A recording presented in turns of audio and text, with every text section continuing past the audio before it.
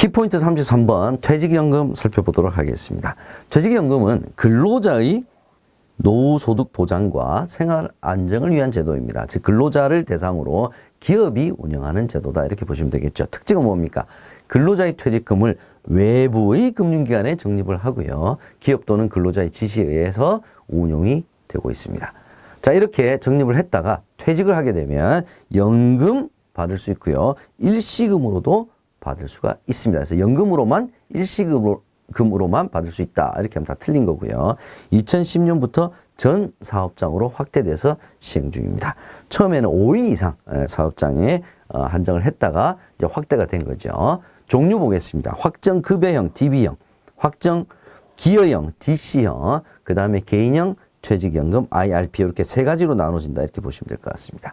확정급여형은 퇴직급여가 사전에 확정되어 있습니다. 그래서 운영 결과에 따라서 사용자의 부담 금액이 바뀝니다. 퇴직급여 자체 금액은 확정되어 있으니까 운영 결과가 좋으면 사용자의 부담금이 줄어들겠죠.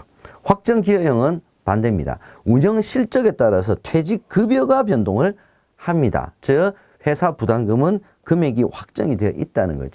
그래서 근로자가 퇴직금으로 받을 수 있는 금액은 운영 실적에 따라서 늘어날 수도 줄어들 수도 있습니다. 이 두 가지를 반드시 DB, DC형 이것도 구별을 해 주셔야 됩니다. IRP, 개인형 퇴직연금은 뭐냐? 퇴직급여금이 일시금 수령자나 그 다음에 확정급여형이나 기여형에 기가입한 사람이 자기 부담 나 추가로 더 할래? 이게 바로 IRP다. 이렇게 보시면 될 것 같습니다.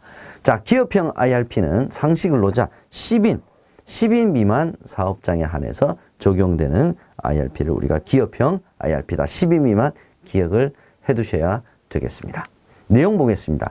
자, 이 퇴직연금을 이 사업 운영을 할 수 있는 사람은 보험회사, 은행, 금융투자회사, 근로복지공단입니다. 근로복지공단은 여러분께서 잘 이렇게 좀 낯서시기 때문에 요거 반드시 기억을 좀 해 두셔야 될 것 같습니다. 보험회사, 은행, 금융투자회사, 근로복지공단입니다. 자산관리 계약 형태는 보험계약과 신탁계약으로 이루어집니다. 교육은 매년 1회 이상, 판매 자격은 자격이 있어야 됩니다. 퇴직연금 모집이 자격 취득자고요. 세제 혜택은 연간 900만 원 한도, 세액 공제를 받을 수가 있는데 600만 원까지는 연금저축 납입액과 합산해서 적용을 합니다.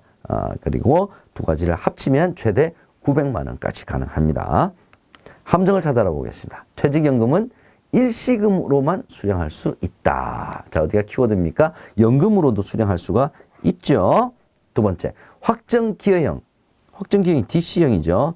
DC형은 근로자에게 지급될 퇴직급여와 근무기간과 평균임금에, 퇴직급여는 근무기간과 평균임금에 의해서 사전에 결정되는 것이 아니라 운용 결과, 실적에 따라서 변동을 하는 것이 DC형이죠. 이 내용은 DB형에 대한 내용입니다. 세 번째, 기업형 IRP는 상시근로자 5인 미만이 아니라 10인 미만 사업장에 한해서 적용이 된다라고 해야 맞죠. 네 번째, 공무원과 군인도 퇴직연금에 가입할 수가 있게 바뀌었죠. 확대되었습니다. 마지막, 퇴직연금 가입자는 개인형 퇴직연금, 즉 IRP. 퇴직연금 가입자가 추가로 가입할 수 있는 것이 그게 IRP죠. 그래서 가입할 수 없다 그랬으니까 틀린 내용이 되겠습니다.